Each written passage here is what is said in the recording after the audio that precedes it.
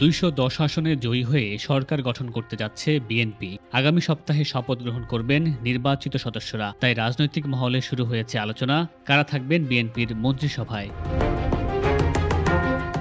২০০১ সালে সরকার গঠন করে প্রাথমিকভাবে ৩৯ সদস্যের মন্ত্রিসভা গঠন করেছিল বিএনপি। সেই মন্ত্রিসভার কমপক্ষে ১৫ জন সদস্য এবারও নির্বাচিত হয়েছেন।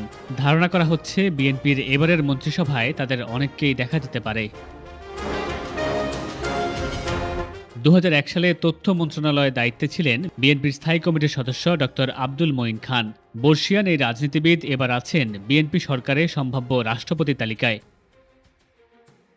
রাজনৈতিক বিশ্লেষকদের মতে সাবেক বাণিজ্যমন্ত্রী আমির খসরু মাহমুদ চৌধুরীকে দেখা যেতে পারে পররাষ্ট্র মন্ত্রণালয়ে। এদিকে অর্থ মন্ত্রণালয়ে আলোচনায় আছেন হবিগঞ্জ ১ আসন থেকে জয়ী অর্থনীতিবিদ রেজা কিবরিয়া।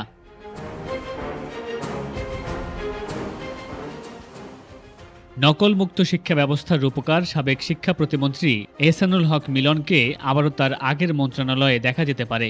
২০০১ সালে পানি সম্পদ মন্ত্রণালয়ে ছিলেন হাফিজ উদ্দিন আহমদ। ধারণা করা হচ্ছে এবারও বিএনপির মন্ত্রিসভায় থাকবেন এই অভিজ্ঞ রাজনীতিবিদ।